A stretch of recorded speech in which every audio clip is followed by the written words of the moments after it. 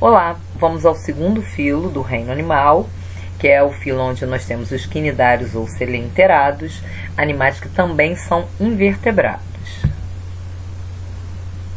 Então, o filo é mais conhecido como filo quinidária, mas nós vimos um outro termo, que é o termo coelenterado, né? Uma palavra de origem grega, né? Vem de koilos, que significa compartimento, e entero, que se refere a intestino. Isso para chamar a atenção de uma característica presente nesses animais, que é, dentro da escala evolutiva animal, a primeira vez que aparece uma cavidade digestória. Já o termo quinidário também é uma palavra grega e está relacionado à característica principal do grupo, que é a produção de uma substância urticante, né? Uma substância que queima. Eles apresentam células especiais para isso, e essa substância pode ser utilizada tanto para captura de presa quanto para defesa. Como características gerais, nós podemos falar que eles são animais exclusivamente aquáticos, em sua grande maioria marinhos, poucas espécies são dulcícolas. Eles apresentam apenas 2 folhetos germinativos, um externo que é a ectoderme e um interno que é a endoderme, portanto eles são animais que são diblásticos. Não apresentando o folheto intermediário, que é a mesoderme, eles não vão possuir uma cavidade revestida por essa mesoderme, portanto eles são acelomados. Coloquei aqui essas imagens para vocês relembrarem. Então, diblástico, quando o animal tem 2 folhetos, né, que é o folheto externo, que é a ectoderme, e um folheto interno, que é a endoderme. Os animais triblásticos, eles têm a ecto, a meso, que está aqui em rosa, e a endoderme, que é o folheto intermediário. Quando essa mesoderme ela reveste totalmente uma cavidade interna do corpo do embrião, esse animal é classificado como celomado. Já quando nós temos o revestimento parcial desse celoma, o animal é classificado como pseudocelomado.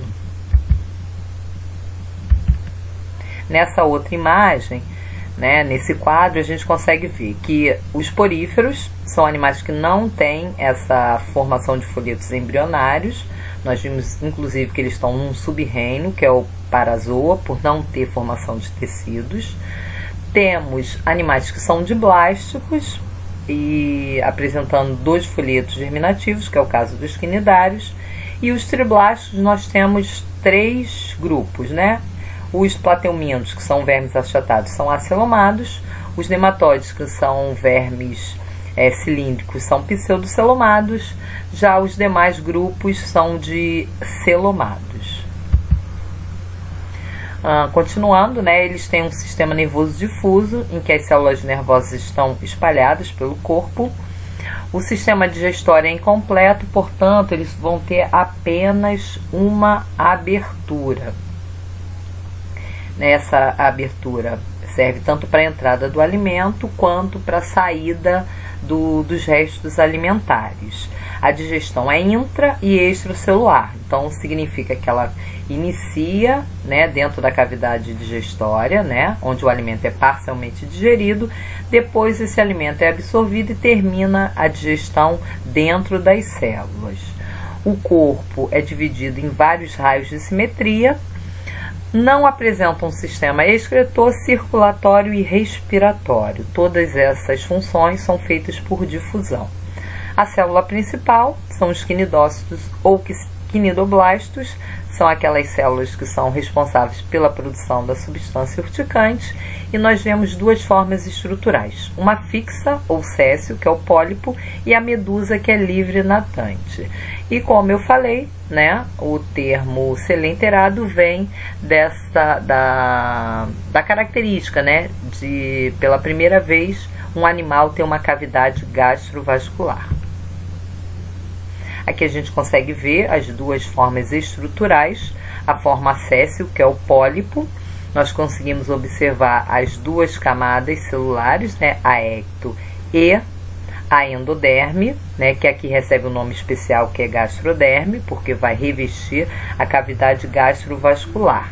Nós vemos a boca, que é rodeada pelos tentáculos, que é a região onde ficam armazenados, né, onde você tem uma maior concentração dos quinidócitos. Já na forma livre natante, que é a medusa, a boca é virada para baixo, né, ao contrário do pólipo, que é voltada para cima. Os tentáculos também rodeiam essa boca, e aqui a gente também observa a cavidade gastrovascular. Aqui uma imagem do quinidócito.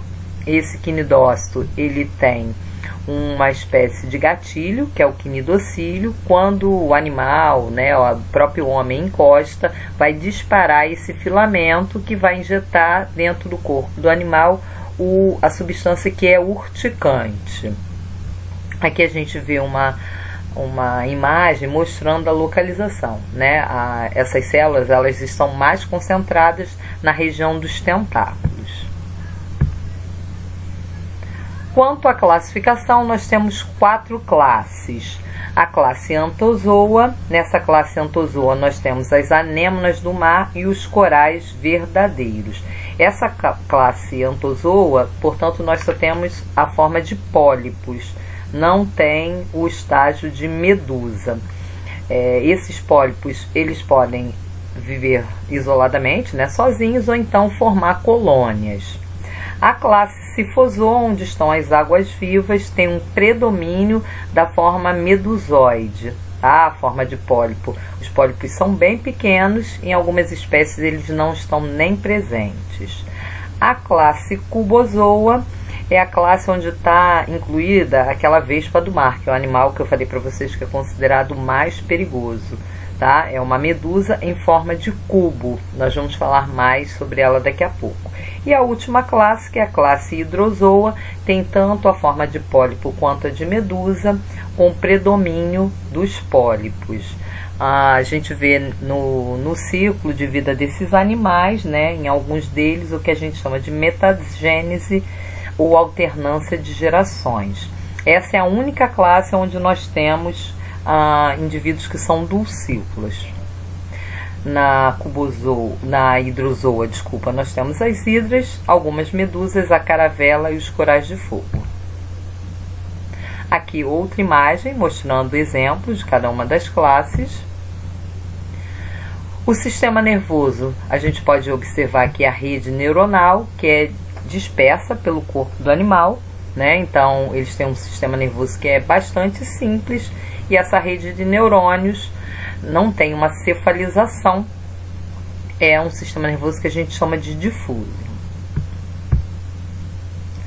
Respiração, circulação e excreção, como eu falei, são sistemas que estão ausentes nesses animais, então todas essas funções são feitas por difusão, tanto o transporte de substâncias quanto a troca de gases. Isso é facilitado, já que eles não têm muitas camadas celulares.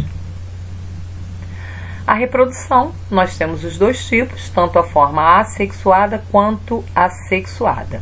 Em alguns grupos nós temos no mesmo ciclo a alternância das duas fases, né? A fase sexuada e a fase assexuada.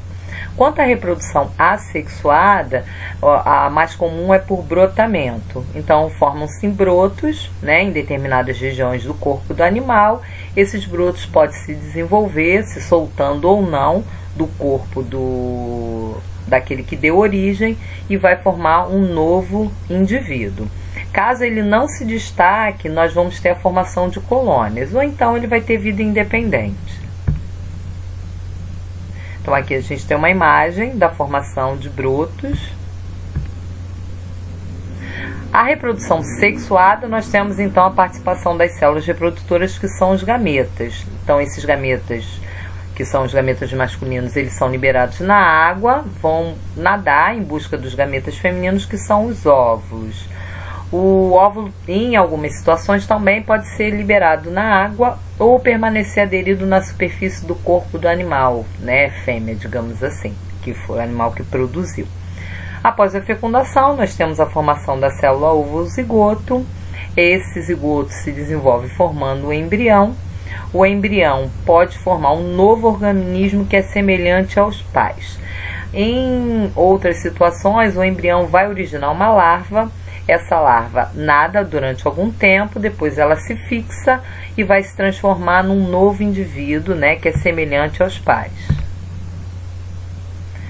A metagênese, que é o ciclo que eu falei para vocês, onde nós temos uma alternância das fases assexuada e sexuada. Então, nós temos muitas espécies de selenterádeos com esse tipo de ciclo.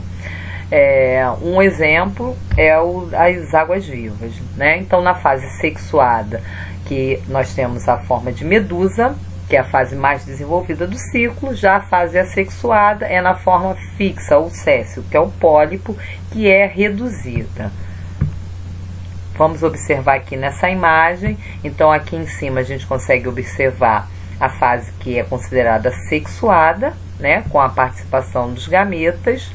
Aqui a fecundação, formação da célula ovo ou zigoto.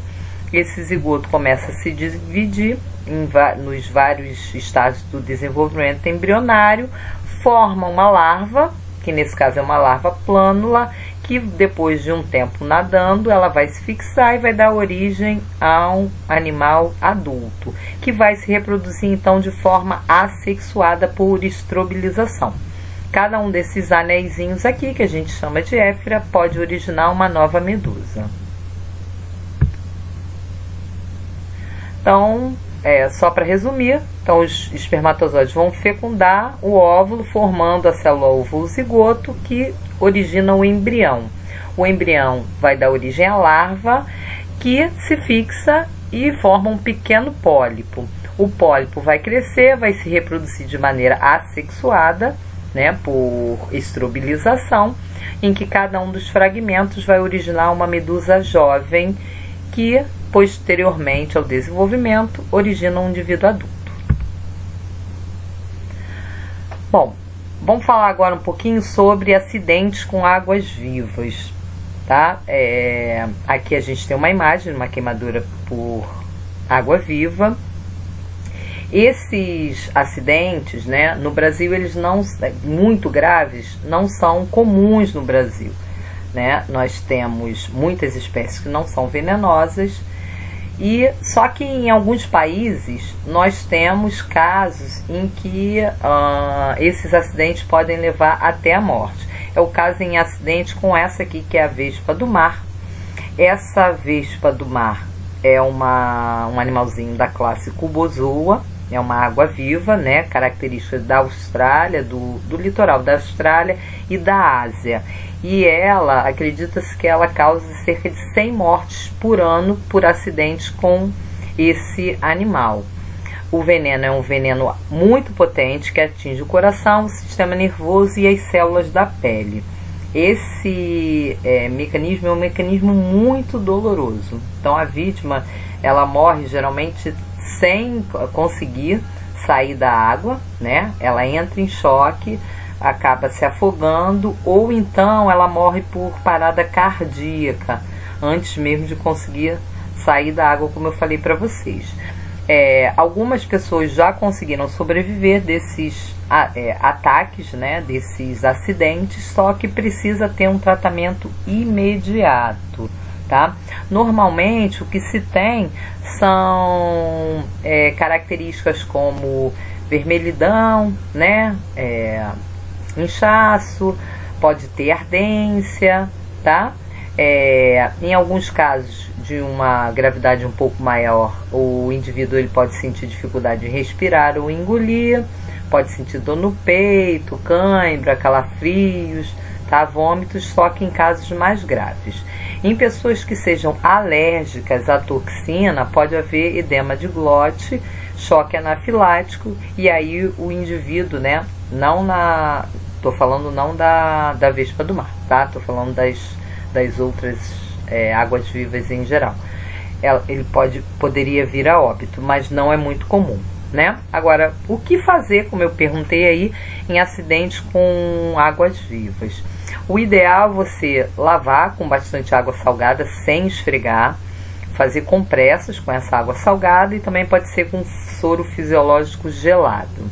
Numa segunda etapa, você tentar retirar os tentáculos e, por último, você fazer uma compressa de cerca de 30 segundos com vinagre, tá?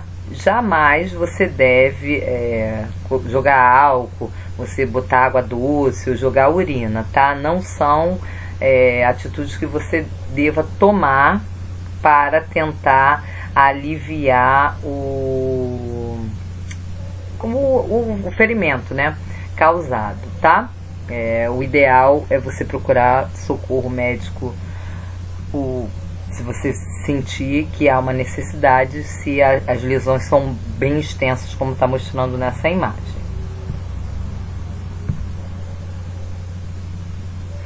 Recifes de coral. Os recifes de coral, eles são ecossistemas que são importantíssimos devido à biodiversidade local. Então nós temos uma variedade de plantas e de animais, né, que utilizam esse local como hábitat. Eles têm importância econômica, já que em muitas áreas, né, a gente pode considerar como áreas para mergulho, né, para você não só ver a beleza, mas também para fazer pesquisa. Além disso, eles representam fontes de alimento e renda para muitas comunidades. Só para a gente ter ideia da biodiversidade, a cada 4 espécies marinhas vivem nos recifes e cerca de 65% dos peixes que são conhecidos vivem nessas regiões.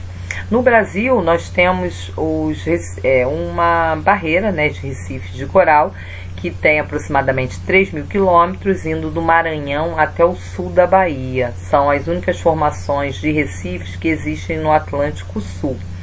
Embora elas sejam preservadas, né, estejam sob a atenção de unidades de conservação federal, estadual e municipal, esses ecossistemas eles têm sido bastante degradados, ligados, né, a atividades humanas, atividades econômicas, e o processo que a gente chama de branqueamento, que eu estou mostrando aqui embaixo, ele está relacionado ao aquecimento global, né? Então, provavelmente a mudança climática estão estressando esses corais ao ponto deles expelirem as algas fotossintetizantes, que são as zooxantelas, né, que permitem aquele colorido, por isso elas ficam branqueadas, tá?